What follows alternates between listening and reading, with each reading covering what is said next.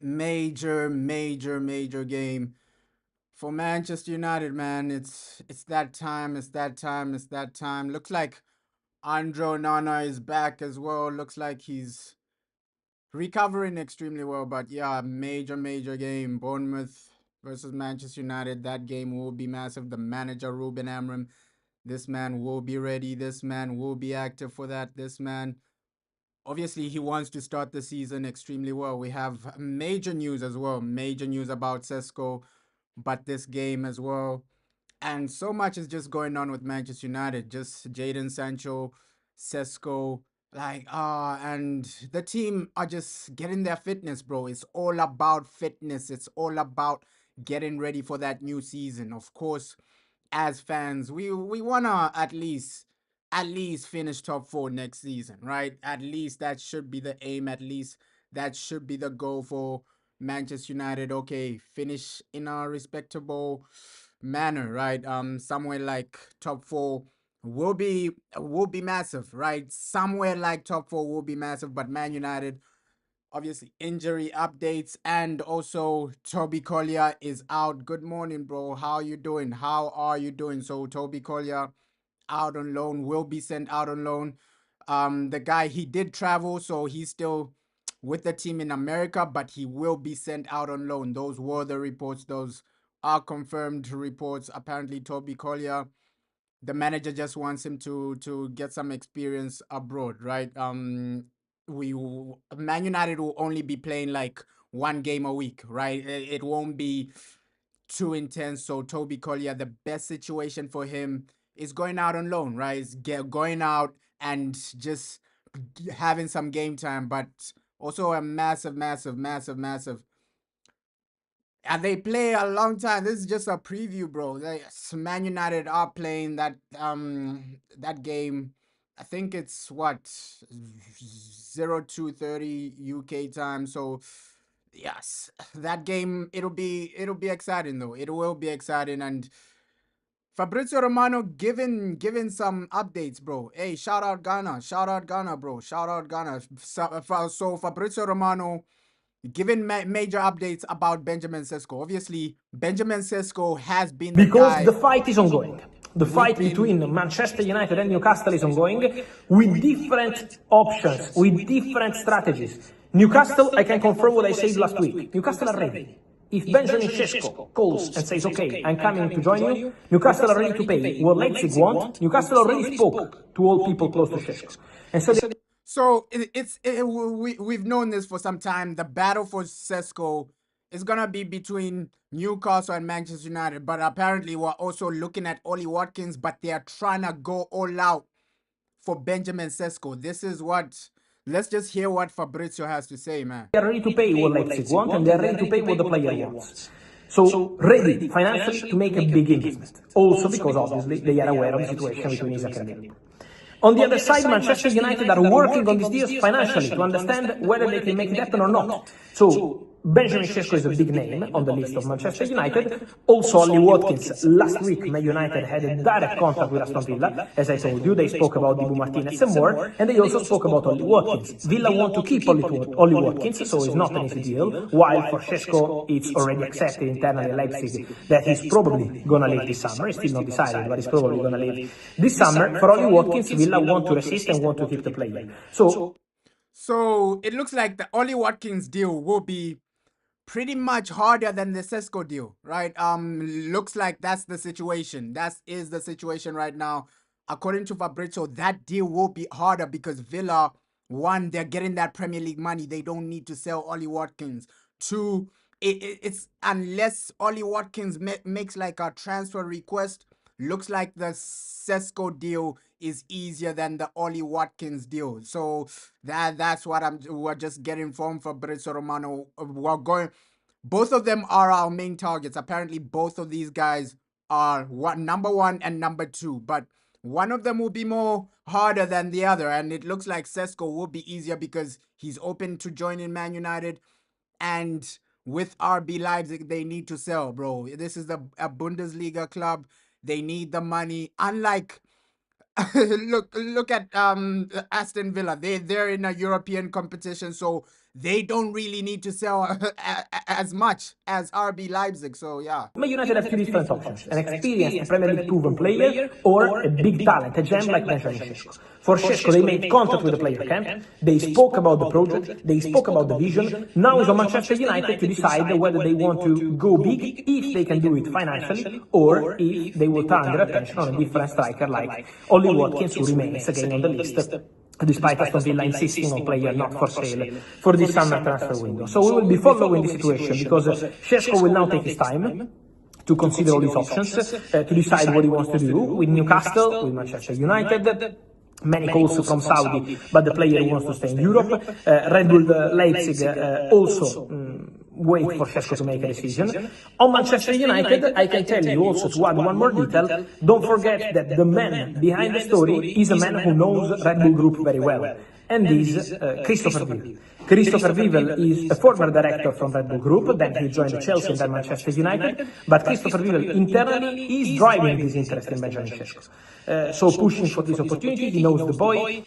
And we've known this for some time that, hey, Vivel, he's the guy pushing this. Vivel, obviously, he's a major figure at Manchester United. He's the one that genuinely wants Benjamin Sesko. So apparently, Man United are ready to speak to RB Leipzig about the Benjamin Sesko deal. We've heard this from Fabrizio Romano. We are ready to speak to RB Leipzig for this deal. And yeah, goalkeeper, we were hearing Donnarumma links, but Fabrizio Romano hasn't really come out with a goalkeeper update. Usually, Fabrizio, if it was Donnarumma, because Fabrizio is Italian, bro. He is Italian. We're hearing links about Donnarumma, but if Fabrizio hasn't really spoken about Donnarumma, because we know Italian links, Italian sources, Fabrizio is number one. And obviously, Donnarumma, he's Italian. If something was going on between Donnarumma and Man United, Fabrizio Romano would have spoken about it. So I genuinely think there's nothing going on between Donnarumma and Man United. Obviously, we're hearing these sources. Apparently, Donnarumma, Man United. I just think it's his agent trying to facilitate a deal, right? A new deal for Donnarumma. Obviously, his contract at PSG is running out. So he needs something. He needs something right now. He needs a situation where, okay, either he signs a new contract or he finds a new club. You're right, bro. We do need a lot of fans are saying, hey, maybe Ollie Watkins, we need somebody with Premier League experience. Some fans are saying it's Sesko, right? So it's a massive debate. Sesko or Ollie Watkins. Looks like Sesko will be the harder deal to do. Ollie Watkins will be the harder deal to do, because one, Aston Villa, they don't really need to sell him, and two, if they do sell him, it's gonna be over 70 million. So for Ollie Watkins, you're gonna pay more, and the negotiations are gonna take way longer. With Benjamin Sesko, it looks like, hey, you just pay the asking price, everything is done, right? It'll be an easier deal, and we've known that for some time, bro. So yeah, so we're being linked to so many. We have been linked to like so many strikers, but now it's been scaled down to like two: Benjamin Sesko and Ollie Watkins. Those are the two main guys. Those are the two main priorities right now as we speak. So let's see what Man United genuinely do, because it looks like also Ollie Watkins, he's open to joining Manchester United, right? Both players, Sesko, Watkins, both of them would be open to joining Manchester United, but it's just a question of who do we eventually get, right? Who do we eventually get? And I know some fans, they're saying, hey, I don't think 70 for Sesko is too much, bro. I don't really think 70 for Sesko is too much, because considering his age, he is young, with because young players, they do go for much more, right? Considering his age and the fact that, okay, he's up and coming. Do I believe, hey, Sesko is one of the best strikers right now? No, he still has his development, right? He still has to develop into a player. Of course, that's a situation, but overall, just based on his talent at a young age, he can finish with both feet. You barely see that. His pace as well. And of course, some people say, hey, he's not really scoring a lot in the Bundesliga, right? But you have to just analyze, okay, what system is this guy genuinely playing in, right? Benjamin Sesko, what system? He's more of a facilitator. He's in the RB Leipzig team. He's more of like a Roberto Firmino, where he's facilitating, but also the goals won't be as much, bro. The goals won't be as much. You're saying, but we can get both. I don't think we can get both, bro, because they will be expensive. Both of them will be over 70 million. Both of them will cost us like over 70 million. And with fans, it's just a situation of let's see what Omar Barada does. Does he go with experience, Premier League proven, or does he go with unknown? And with me, I think unknown is it's a bit dangerous because look at what happened with Rasmus Højlund. That's the mindset of some fans. Okay, if you go with Benjamin Sesko, look at what happens with Rasmus Højlund. The best situation would have been, hey, bringing in both of them. I agree with you. The best situation would have been bringing in both of them. Hey, Sesko and Ollie Watkins.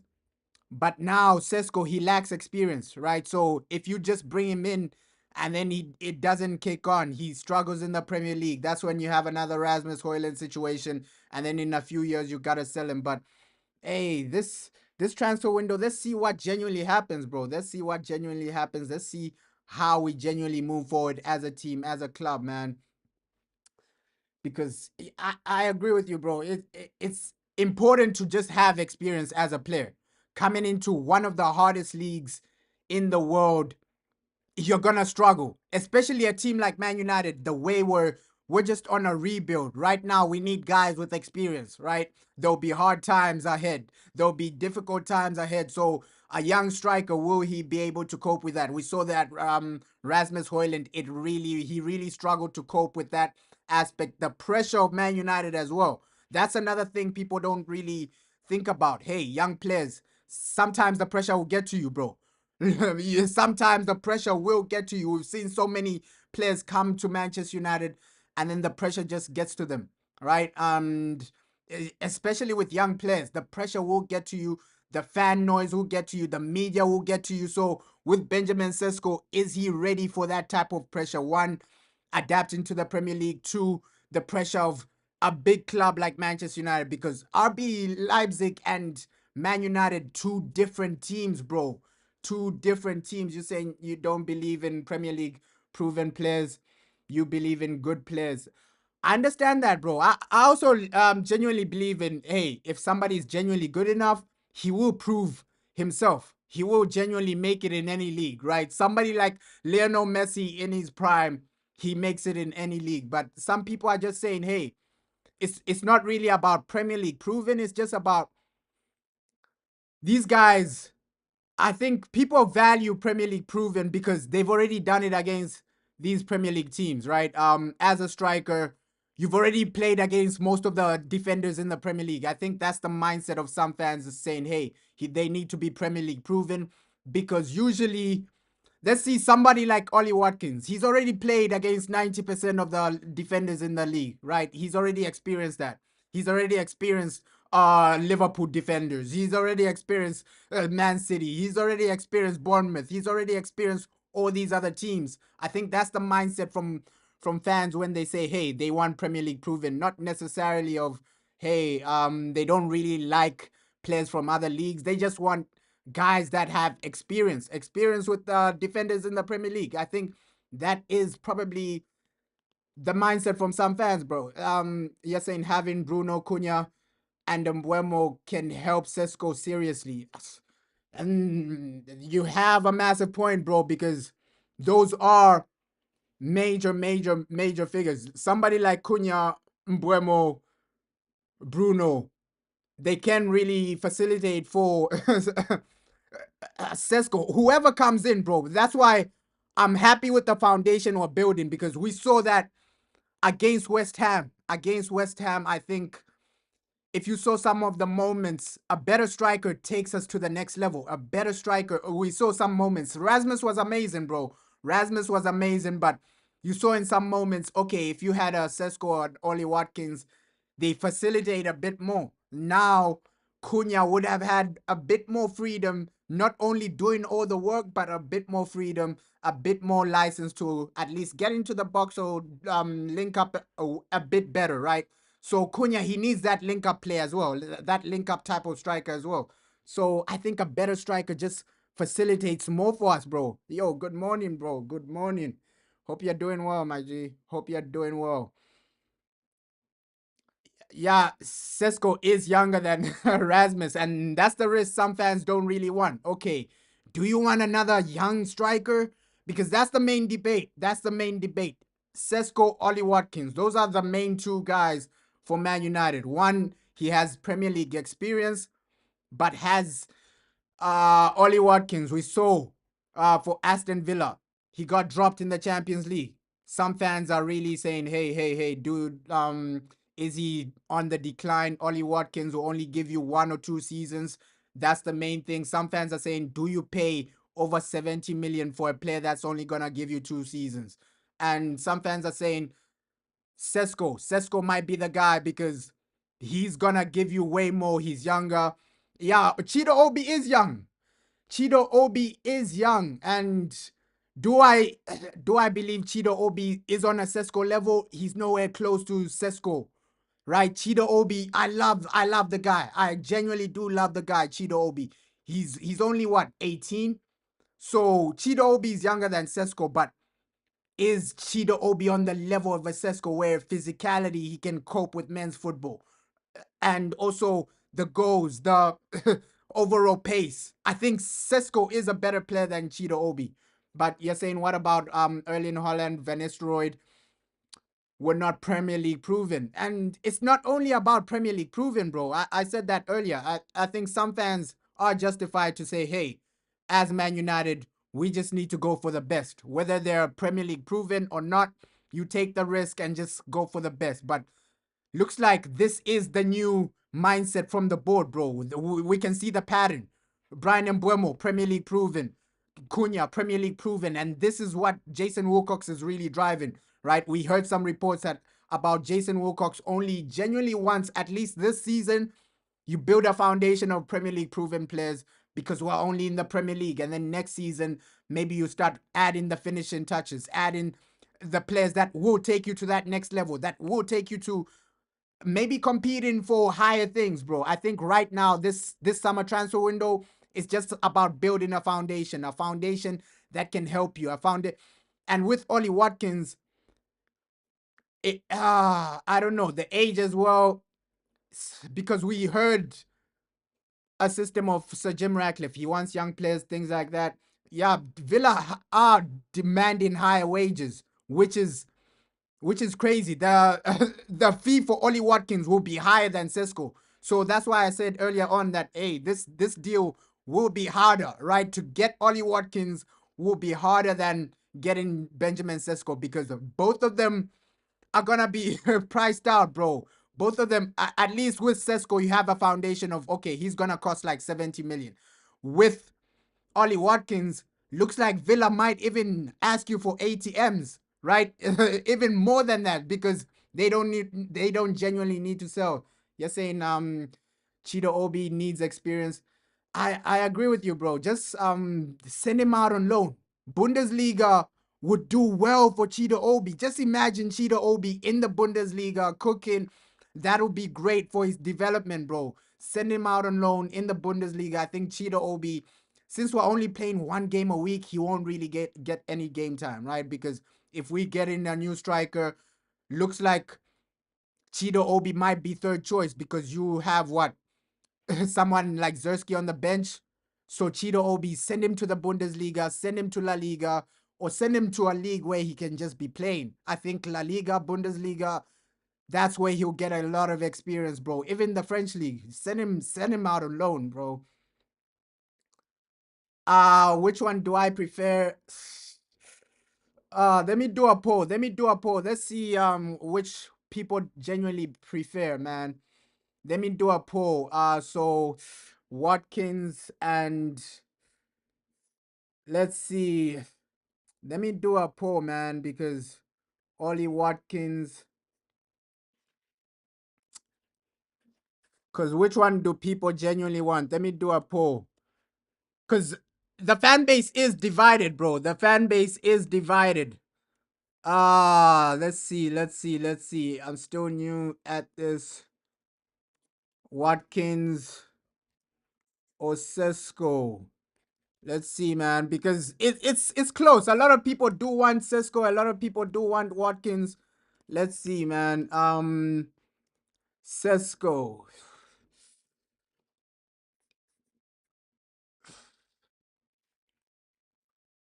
Which one do you want? Let's see the striker we actually get, because both of them, I don't think any are bad, bro. I don't think any are bad.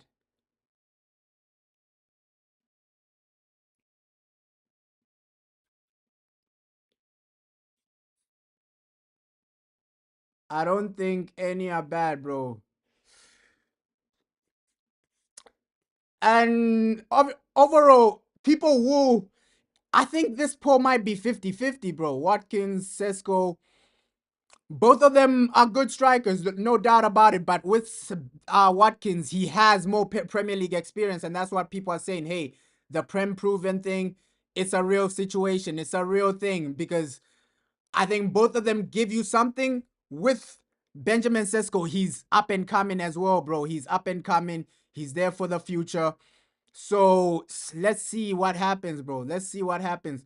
You're saying if we get a striker, what's gonna happen to Zersky and Rasmus?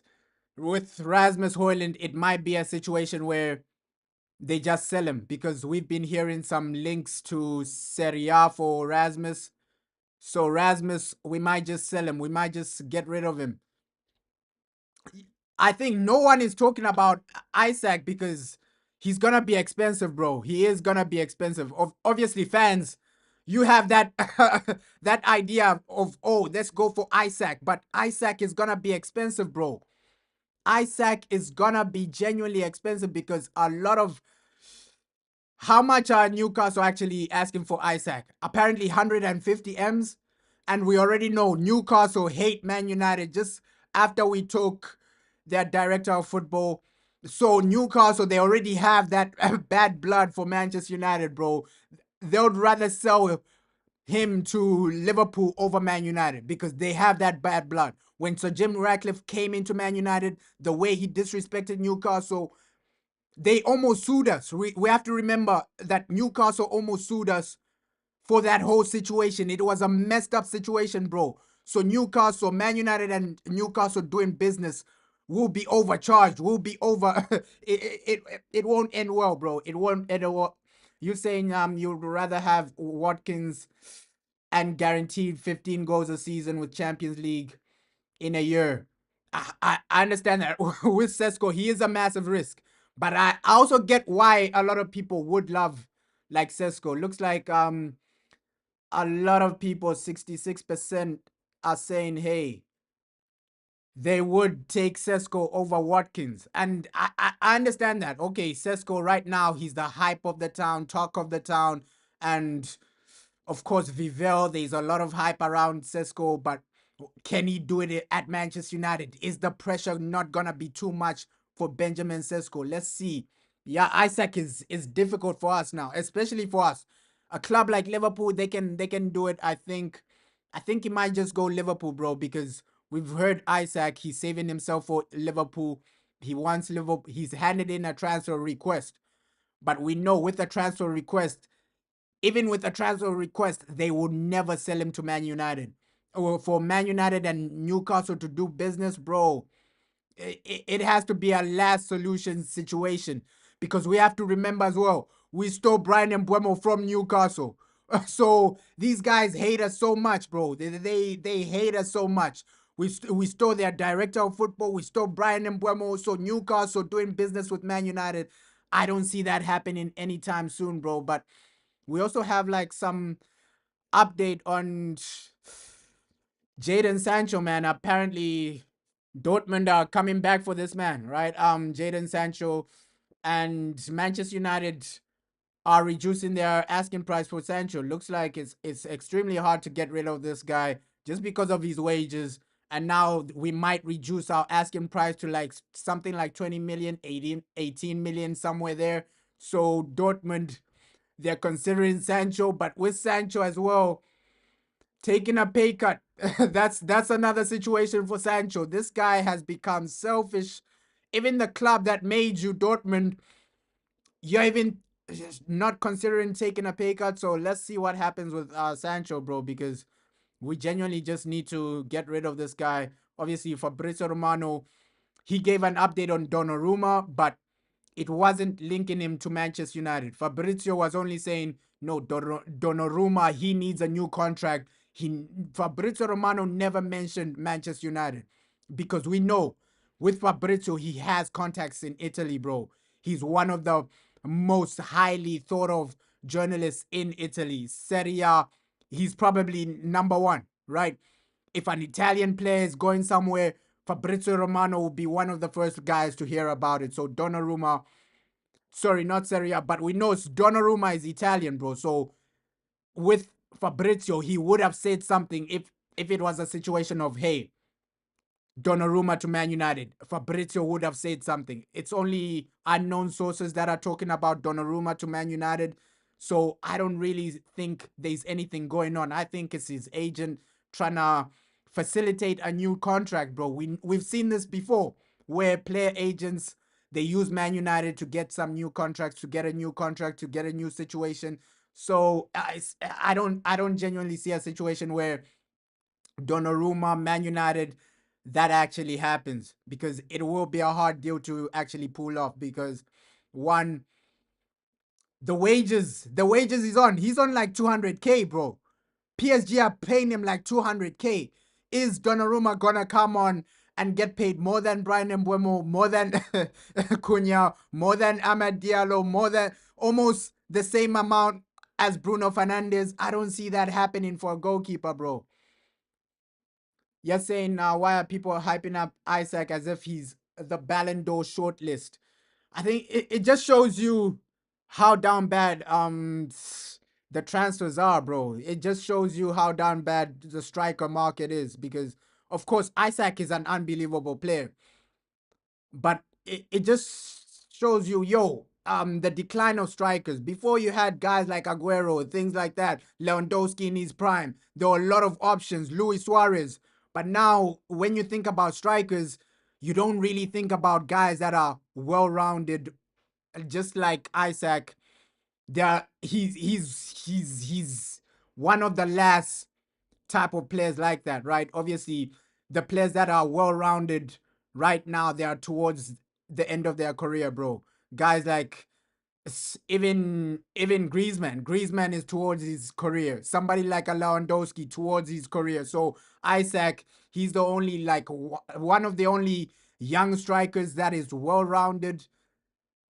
That gives you everything. With Erling Haaland, we know, Haaland, he'll get goals, but is he the best to actually watch? He'll get you goals. He'll facilitate you goals. Somebody like Haaland. We've seen Rasmus Højlund as well. Rasmus, is he on a level of an Isaac? So you just have to say, the reason people are hyping him up because there are not a lot of options, bro. The lack of options. Let's just see what we do as a club, man, because we need to start getting our transfers done, bro, because right now we're in a situation where Newcastle are trying to beat us to somebody like an Isaac.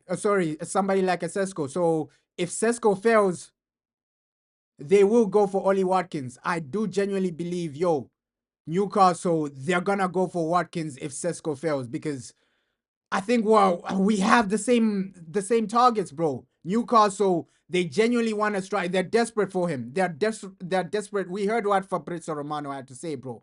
Let me play that again, man. He knows his potential. He knows his because the fight is ongoing. The fight between Manchester United and Newcastle is ongoing with different options, with different strategies. Newcastle, I can confirm what I said last week. Newcastle are ready. If Benjamin Sesko calls and says, okay, I'm coming to join you, Newcastle are ready to pay what Leipzig want. Newcastle already spoke to all people close to Sesko. And so they are ready to pay what Leipzig want and they are ready to pay what the player wants. So So it looks like, yo, Newcastle are ready to pay that, bro. They are ready to pay what RB Leipzig really want, right? But with Man United, they're waiting, they're negotiating with the player. It looks like it's just the player, right? It's just the player that is not really convinced with Newcastle. Maybe Man United are talking to him behind the scenes because by now Newcastle they would have paid the asking price of RB Leipzig. So I do genuinely believe Man United are in for this guy. I think he's waiting for Man United. That's what I'm genuinely seeing from this deal because Newcastle, they're ready to pay. They're ready to go all out. It's just a situation of, hey, yeah, sorry. I misspelled it. I added an L, so I can't edit it, but yeah, it is what it is, bro. It is what it is. It is what it is. But majority really want Sesko, bro. Majority of the people do genuinely want Sesko. Come. Ready financially to make a big investment. Also because obviously they are aware of the situation between Isaac and Neil.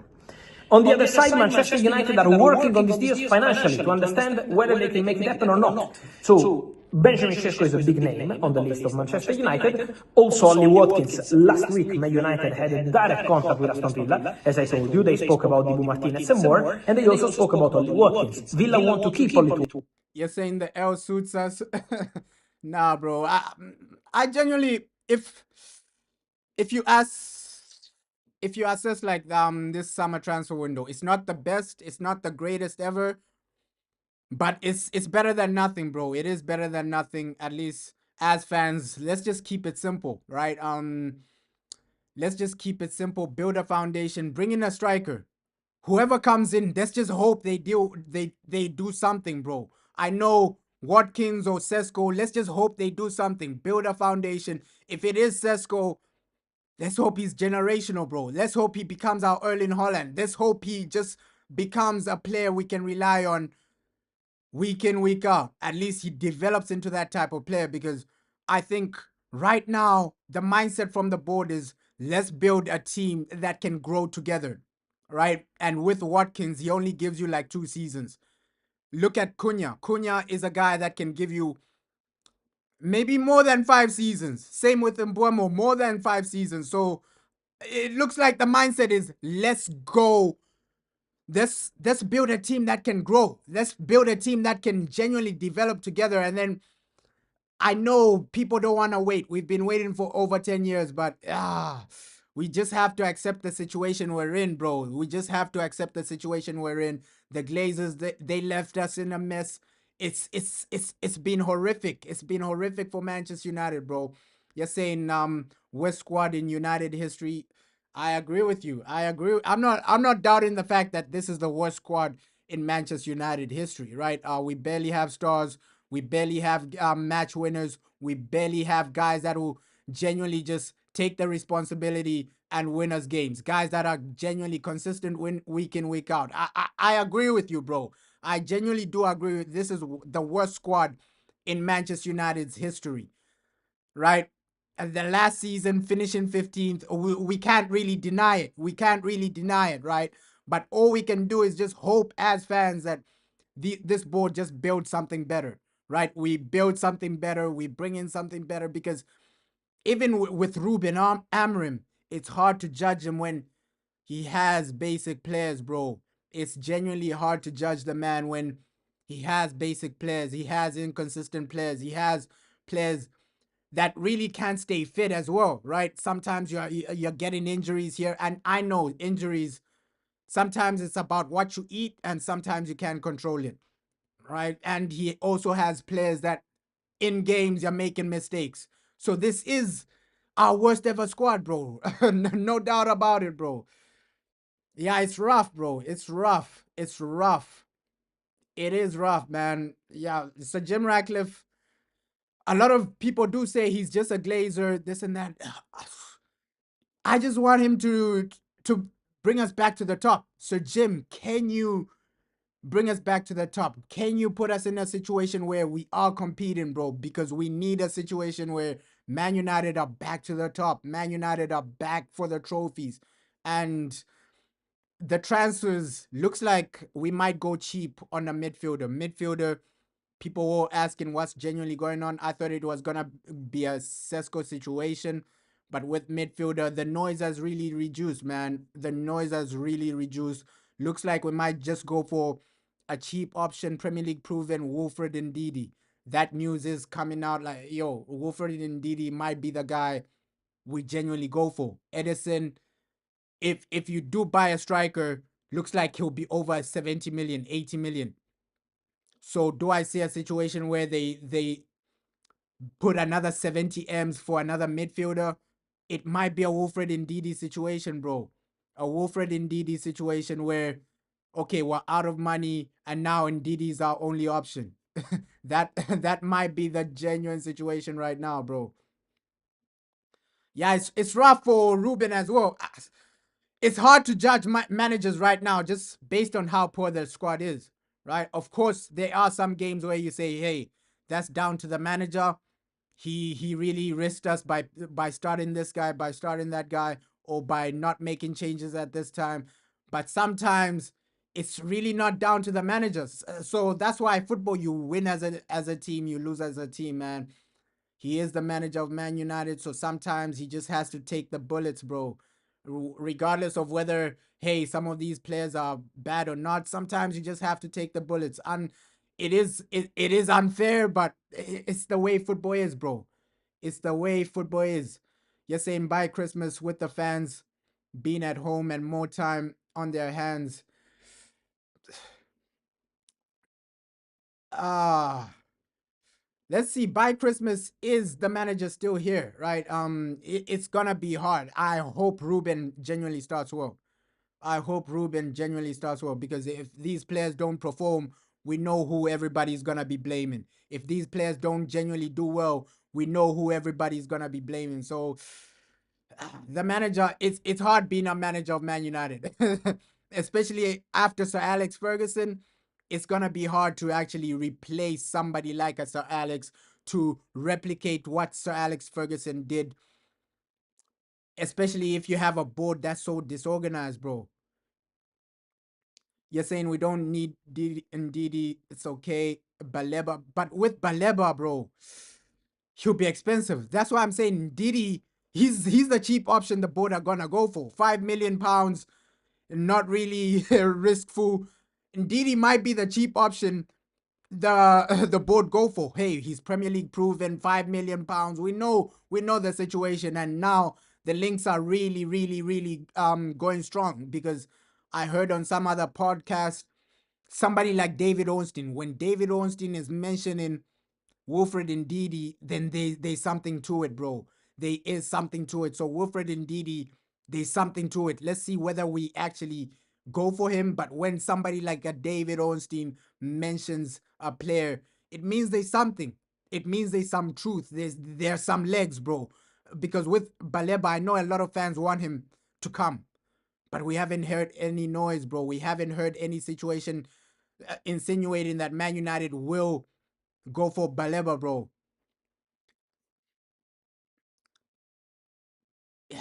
Yeah, it's Vivel, bro. Vivel is working, but also Jason Wilcox, bro. Jason Wilcox, I trust him. I trust Vivel. I trust Wilcox. With Vivel, just looking at what he did at RB Leipzig, the team he built, and he was really influential with that project. So with Vivel, Jason Wilcox, I'm losing faith in Omar Barada, because Omar Barada came in with hype, and then right now he hasn't really delivered to the hype I expected. But the other two, I really believe in them, bro. You're saying with this squad, Klopp can transform them to a great team. I understand you, bro. Like, sometimes it is down to managers. One manager can genuinely transform them into a great team, but we're in a situation where we might be stuck with Ruben Amorim, and with Klopp, he's already retired. He would never come to Man United. The only few managers in this world that can genuinely do something with this same squad is probably the man at Al Hilal, probably Carlo Ancelotti, I don't think Pep Guardiola can do anything with this squad. I think you are right. Klopp can do something with this squad. Carlo Ancelotti, he's really a world class manager, right? So it's only a few, bro. It's only a few. It's only a few. Yeah, I've also lost hope, a bit of hope in Omar Barada, bro, because Omar, he's all talk, no action. He promised us a lot. He hasn't really delivered with Jason Wilcox. I still believe in Jason Wilcox just based on the young players he's brought in. Aiden Heaven delivered. Somebody like Chido Obi. Yes, it hasn't worked out so far for Chido Obi, but you can see that, okay, he had talent. You can see the young players, Jason Wilcox. Jason Wilcox was mainly in charge of bringing in young players. Somebody like Sekou Kone. Impressive, bro. So with Jason Wilcox, the guy has delivered for me, right? I haven't lost complete faith in Jason Wilcox. With Omar Barada, the faith is slowly fading away, bro. Because he came in with more hype. Jason Wilcox has delivered a bit. He's delivered a Sekou Kone. He's delivered an Aiden Heaven. He's delivered with young players. Look at the young players coming in. But with Omar Barada, it's been a bit it's been a bit disappointing, bro. It's been a bit disappointing. You're saying, do you think that Amarim takes the shine from players and enjoys it? I don't think he does take the shine from players, bro. I don't think he does take the shine from players because Ruben Amram, he's the type of manager that wants to see his team doing well. He wants to see his team at the top level. I do believe somebody like Rashford, he sent him out because he saw, okay, Rashford, he's holding us back in some type of way, some type of form, right? Anthony, I don't know what happened with Ruben Amram and Anthony behind the scenes, but we don't genuinely know. But something happened. Something happened. He doesn't even want Anthony on the preseason. Even Jaden Sancho looks like it was recommendation from the previous manager. Looks like Ruben Amram had a conversation with Eric Ten Hag. So Jaden Sancho, I don't see a way back. We heard from the press conference saying, hey, if we fail to sell them, they will come back, but I don't think they'll play, bro. I don't, especially somebody like Anthony. Anthony, we heard that situation. He went out on loan, probably because of the manager, bro. Probably because of the manager. You're saying true. Chido Obi will come good. Even Kone, yeah. Hey, Jason Wilcox has delivered, bro. He has delivered with young players in the form. We hired him just for young players, right? Jason Wilcox was that guy that, okay, he's here to bring us some young, talented individuals, that will take us to the next level. And he's done that, bro. For me, Jason Wilcox, he's genuinely done that. With Omar Barada, I like Cunha, but Cunha is an obvious signing, bro. Cunha is an obvious signing. Mbuemo is an obvious signing.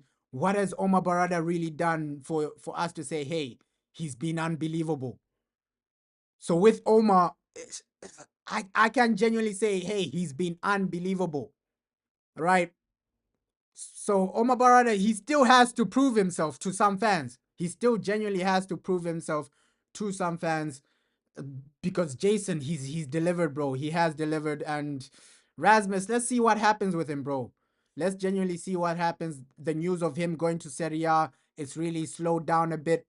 But we heard from people that are really, really linked up with the club saying Rasmus Højlund will be sold. That's the mindset. I think they're just waiting to secure a striker before they genuinely sell Rasmus, because you don't want a situation where you sell the guy and then you can't really bring in another guy. So I know a lot of fans want a situation of Joshua Zerski.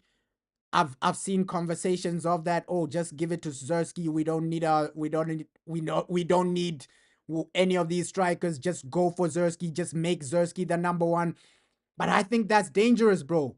That is a bit dangerous because let's just give a situation. Hey, you sell Rasmus, and then Zerski's your number one. Chido Obi's your number two. And that's extremely dangerous because let's just Zerski, he can get an injury. and then for the rest of the season you're stuck with Chido Obi. That's a scenario you don't genuinely want, right? You sell Rasmus, you make Zersky your number one, he gets an injury, and then the whole season you're stuck with Chido Obi. And it might be a situation of, hey, the manager doesn't really rate Zersky that highly as we believe. Zersky, he has talent, bro. He has talent on the ball. We can see his link up play. We can see everything. But is he the guy that's gonna get you goals? Right? We saw that situation the first 3 months. He was getting supply but missing a lot of chances. We remember his first 3 months where he was getting game time, especially under Eric Ten Hag. Right? We saw that situation. He came in under Eric Ten Hag getting opportunities, but he was missing a lot of them, bro. Rashford was really creating for this guy. He was missing. So Joshua Zerski, he's not the most clinical. His hold up play is amazing, but he's not the most clinical. And fans are just saying, hey, get another guy that offers you something different, right? That can guarantee you goals. I get why some people would want an Ollie Watkins, bro, but let's see what happens, bro. Let's see what happens with the striker. Striker, midfielder, it's a must for me because you can't just stick with Zersky. If he gets an injury, you're screwed for the whole season. Selling Rasmus, I agree with, okay, either loan out Rasmus or sell him, but sticking with only one striker, it's dangerous, bro. It is dangerous. We just need a situation where Man United at least build a foundation, man. It's all about a foundation. And I see some people criticizing Diego Leon, saying, hey, he might not make it. He might not be good enough. But it is what it is, bro. Diego Leon, he wasn't that expensive. So for him not to make it, it is what it is. It is what it is, man. It is what it is. It looks like Dogu, he's showing a bit more. It's only preseason, but he's showing a bit more in preseason. He's showing that he might make it at Manchester United. So we need that. We heard some fake rumors in the early stages of the transfer window that Casemiro agreed to go to Saudi, this and that, but he's here for another season. So let's just hope we do something this season, bro. You're saying a midfielder is a must. I agree with you, bro. Some players are going to AFCON, and that's another situation, bro. Because Mbuemo will go for AFCON, Ahmad will go for AFCON, and if we don't get a number one goalkeeper, Onana will go for AFCON. So we have so many players that will go for AFCON, especially with Mbuemo. I'm not too worried because now your bench players can fill that void. You have Mason Mount on the bench. He can play as a number 10. You have Bruno that can play as a number 10. So Mbuemo going to AFCON, it won't really affect us. Also, Ahmad going for AFCON, it won't really affect us too much because Diego Dalot can play there as well, a right wing back. So we have squad depth in the positions where players are going out for AFCON, right? Buemo as a number 10. Hey, for a few games, Mason Mount can fill those boots. So that's why I was saying it's important to just have squad depth. Look at the situation we're in. If somebody gets an injury, you still have this guy to replace him, right? If somebody goes for AFCON or an international tournament, you still have another guy to replace him. So I don't think AFCON will affect us too much, bro. AFCON won't genuinely affect us too much because Mbuemo gone, you have Mason Mount as a backup, right? Ahmad gone, you have Diego Dalot as a backup. So, of course, the quality will drop massively. I'm not saying the quality won't drop massively, but you have backups, bro. You have people that can come in. And with Onana, he's looks like he's fully fit, and it looks like he's gonna stay, right? And the rate we're moving at, we got rejected for Martinez, a loan proposal got rejected. Fabrizio Romano confirmed that. I think that was last week or something like that. Fabrizio Romano confirmed it. We approached them for a loan deal. It got rejected. Let's see what we do with a goalkeeper. I don't think Donnarumma is a number one guy. I just think that's his agent. If Donnarumma to Man United was realistic, Fabrizio Romano would be talking about it, bro. But he's only saying it's a contract situation for Donnarumma. It's not a situation of where Man United are actively thinking about Donnarumma. So we know how players are, bro. His agent trying to facilitate a move, trying to create links with Manchester United. We know how player agents are, and Man United, just take yourselves to the next level, man. Take yourselves to the next level. Whichever midfielder comes in, let's hope they are competent. Let's hope they will take us to the next level, bro. Yeah, I can see the poll. A lot of people, over 200 votes, 70% want Benjamin Sesko. So looks like Benjamin Sesko is highly favored. I'll do another poll on like the community post to see Ollie Watkins versus Sesko. But looks like a lot of people do want like Benjamin Sesko, man. Benjamin Sesko looks like he is the favorite guy. And I understand it, right? He's young, he's really promising. And Vivell isn't the type of guy that will push for this guy if he doesn't see talent, bro. The way Vivell is pushing for this guy, it's like he's seen Lionel Messi, right? It's like this is prime Lionel. I'm not saying Sesko is prime Lionel Messi, but Vivell thinks this guy is gonna be the next big thing. That I genuinely think that's why he's pushing for Benjamin Sesko. Vivell genuinely thinks Sesko is gonna be the next big thing because the way he's pushing for Sesko is insane, bro. Right? He's the guy driving this. We heard Fabrizio Romano. Vivell is the guy driving Sesko to Man United. He wants this man at Manchester United, and it's almost like how Eric Ten Hag wanted Anthony, bro. So realistically, I think Sesko might genuinely come just because the guy at a top level position at Man United wants him. The way he's chasing for Sesko, it's like he sees Sesko as the next big thing. So do we trust Vivell or do we just go for Ollie Watkins? Because Vivell, he is a guy with football IQ. He's done a lot at Chelsea. I wouldn't say he was unbelievable at Chelsea, but he did okay. He did okay at Chelsea. I wouldn't say he was unbelievable. He was amazing. RB Leipzig, that's where he did most of his job, right? But Chelsea, he was okay, man. He was okay. He wasn't unbelievable. He was okay. But talent ID looks like Sesko is his guy, bro. Looks like Sesko is the guy he's really driving for. And if we do get Sesko, I just hope he performs. Whichever striker we get, bro. Let's just hope they perform. Let's just hope they do what they need to do. Let's just hope they deliver for Man United with Benjamin Sesko. He has that ability in 3-4 years. Even in 2 years, he's even better than Erling Haaland because on the ball, this guy is better than Erling. Sesko on the ball, he's better than Erling. Both feet, he can finish with both feet. It's just the goals, bro. Erling Haaland is just the IQ. The IQ of Erling Haaland is better than Sesko because Erling, he'll know where to be, right? He knows he's like a poacher, bro. He's like a poacher, Erling Haaland. He knows where to be. He knows where the ball is gonna be before he scores. He just knows that, and that's part of the Sesko's game where he needs to develop. Sometimes he's a bit more like, I'm not comparing him to Joshua Zerski, but he's almost like Joshua Zerski where the team are attacking, but he's not in the box. He wants to be doing this link up play, things like that, but he's not in the box, right? So with Erling Haaland, when Man City are attacking, the guy's in the box. The guy's ready for that cross. The guy's ready for that header.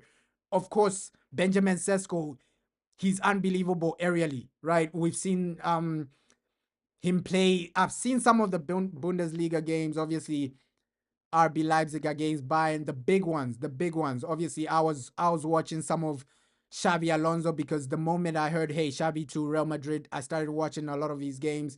Benjamin Sesko was okay against Leverkusen and teams like that, bro. So he's not a bad player, bro. You can see why Vivell is chasing him. He's not a bad player. Not at all, bro. Benjamin Sesko, he's not another. I know a lot of people say he's gonna be another Rasmus Højlund. But if you compare both players, football wise, Sesko is better than Rasmus. Football wise, just on the ball, both feet, space, at every aspect, Sesko is better than Rasmus, bro. Yeah, if he does come, let's hope we can develop him, bro. Let's hope we can, and that's the mindset from some fans. some fans are saying, hey, look at the way Ruben Amram developed somebody like a Gyökeres. He made Gyökeres a goal scorer, this and that, because Gyökeres in the championship, he wasn't scoring the way he was scoring for Sporting Lisbon, right? Obviously Gyökeres, when he went to Sporting in the championship, he wasn't a goal scorer like that. He wasn't unbelievable, getting over 30 goals every season. It wasn't like that, right? It wasn't like that when he met Ruben Amram. But after Ruben Amram, something clicked. And sometimes it's just a system, bro. Sometimes it's just a situation of the player fits a system, bro. You can see with Erling Haaland, with a different manager, he scores less. He genuinely does score less. I'm not doubting Erling still gets a lot of numbers, but without Pep Guardiola, he scores less. So sometimes, as a player, it's also system based as well. System managers, everything you have to take account into everything. System managers, things like that. With Erling, he has the best platform to perform, bro, because you can see the chances Man City create without Pep Guardiola. Does Erling Haaland still score as many goals, right? Just comparing the strikers in the Premier League, the reason Erling is genuinely just wrapping it up, if Isaac was at Man City, he's the top goal scorer. Any striker that plays for Man City, I think, scores a lot of goals, right? So systems play a lot into everything, into every situation, bro. So getting one player, it might not be enough, right? Obviously, with Sesko, the system is at, do they create a lot? Bundesliga as well. So you have to take into consideration everything. Erling Haaland in the Bundesliga, he was playing for a team that's top two, bro. I think Dortmund are top two in that league, bro. We can agree, because in the last 15, 16 years, who's finished second more than Dortmund? Because hey, Leverkusen, they've just started performing right now, right? So systems play a massive part. That's why Ollie Watkins, his numbers are impressive just because he plays for Aston Villa, a team that don't really do as much as Man City. With Ollie Watkins, if he goes to a team that create a bit more, create as many chances as Manchester City, he scores maybe 3 or 4 less goals than Erling Haaland. I truly believe that. But with Benjamin Sesko, I think he has talent as well, bro. With Erling, he's only the top goal scorer because he's playing for a system that overcreate, bro. Overcreate. We can see him for his country, bro. Erling Haaland, is he literally international football? Is he tearing the world apart? No. But club football, he has Pep Guardiola, unbelievable system. They're creating here, there, and bro, he just has an advantage. Erling Haaland just has an unfair advantage, bro. And that's life. You're saying Watkins is good, reminds you of when we needed Cavani. Yeah, Cavani was insane, bro. Cavani was insane. Sometimes whoever comes in, let's just hope they have an impact. An impact. You just need an impact. And with football, people say, "Hey, he's too old," but I think he's still in his prime. The only thing is that he'll only give you like like 2 or 3 seasons, 2 or 3 seasons at the top level. Genuinely, he'll only give you like 2 or 3 seasons at the top level, but he's an unbelievable player. No doubt about it. The guy is unbelievable. He can play. And let's just hope it's a situation of Man United. You can deliver, right? Can we deliver next season? Because top four is gonna be harder, bro. Top four is gonna be harder. Liverpool, look at the team they're building. Arsenal, they have a striker. Now you got Chelsea as well. They're full of confidence. They're going for what? Look at the team, the players Chelsea are signing, bro. So us, we're getting left behind. We've only signed 2 players. The season starts in less than a month, bro. So let's get our transfers done. It's time to deliver. And let's just hope, as Man United, we're in a situation where you can start competing, bro. We can start competing. But yeah, that's just what I wanted to touch down today, man. Sesko, It'll be a good game in a few hours, man. How many hours until that game? Let me just check. Today, it'll be a good game, man. Bournemouth versus Man United. Around 16 hours. In 16 hours, Man United are playing. So that'll be a good game, man. That'll be a good game. Obviously, the team will be hyped up. Mbeumo won't play, but let's see who the manager genuinely plays out there, because we saw that midfield partnership of Ogate and Kobe Maino. I think that was making sense, bro. That double pivot, Ogate, Kobe Maino, it was making a lot of sense, because if you play those two together, I think we do something. We can genuinely do something with those two. Let's see what type of partnership they form in preseason, Ogate and Kobe Maino, because this same game, this same series, we need to win it just for the money. The money, I was hearing the money is close to like winning a Carabao Cup. So these guys are paying us for this preseason. We are getting paid.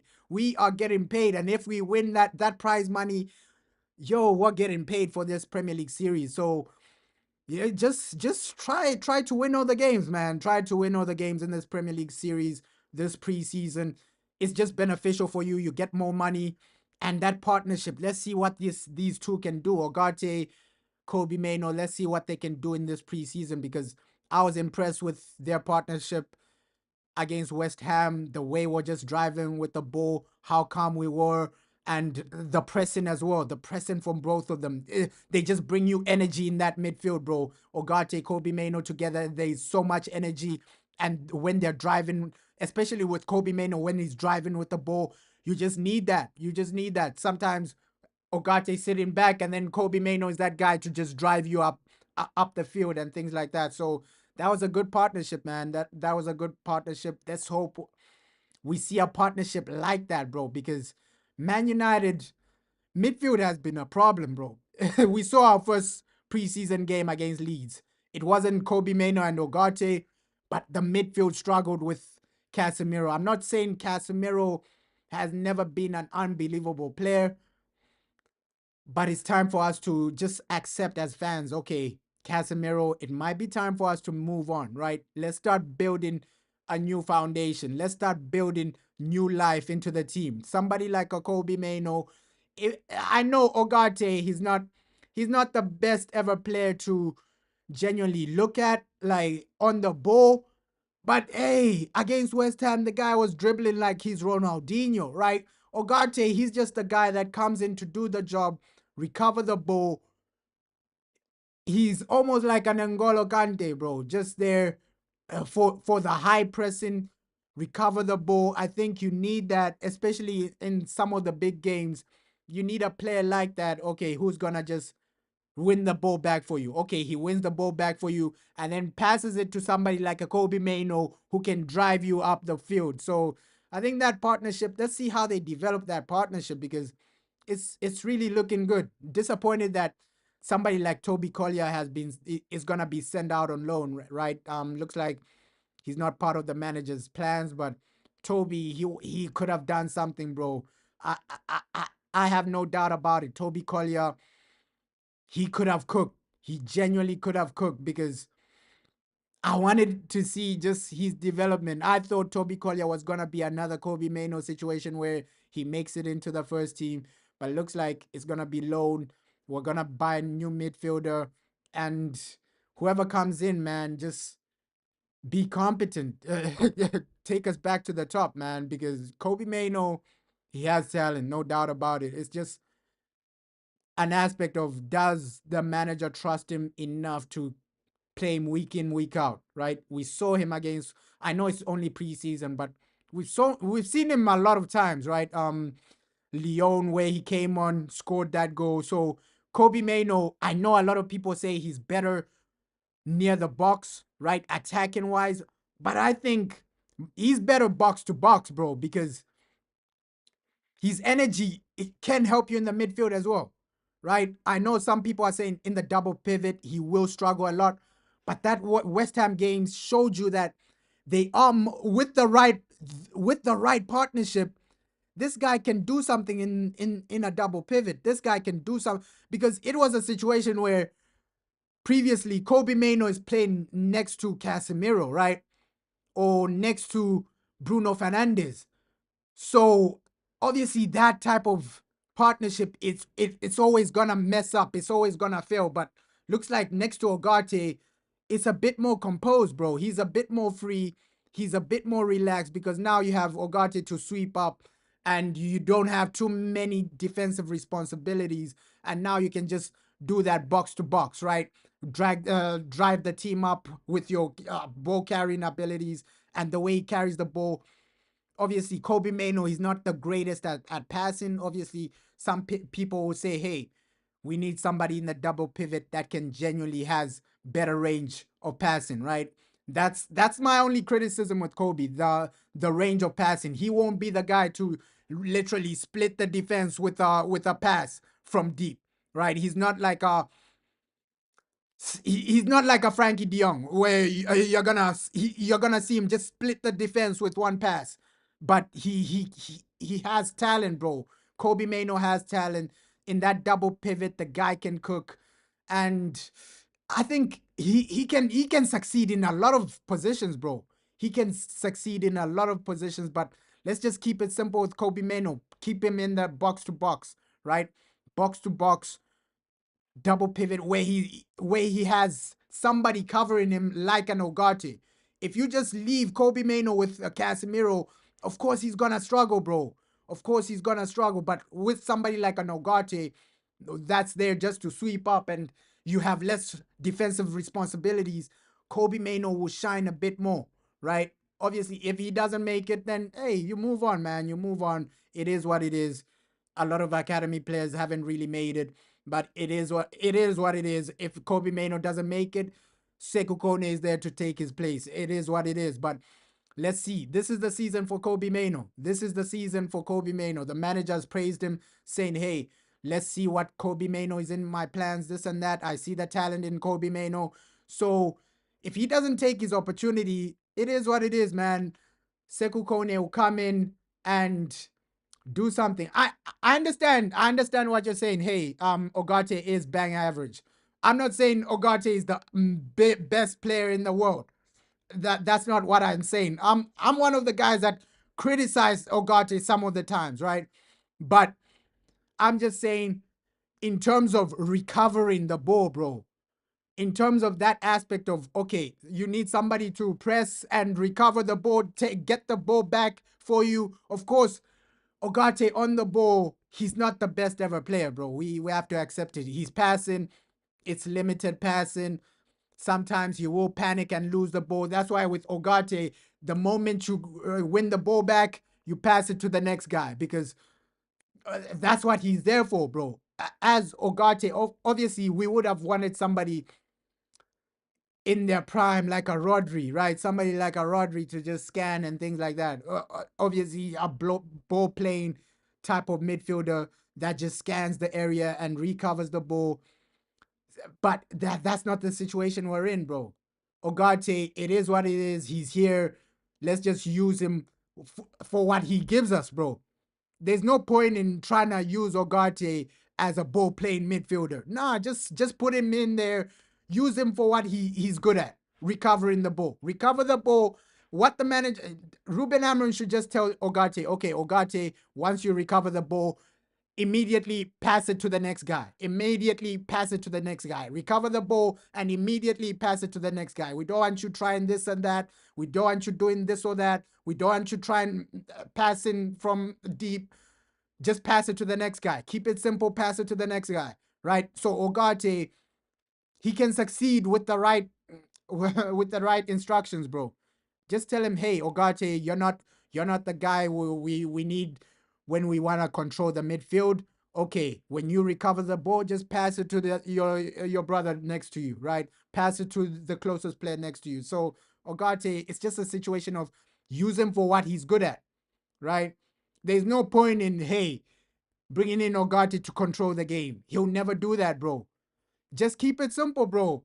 That's what Ogate needs to. That's what we need to use Ogate for. The games we lost. If you look back at last season, right? The games we lost badly.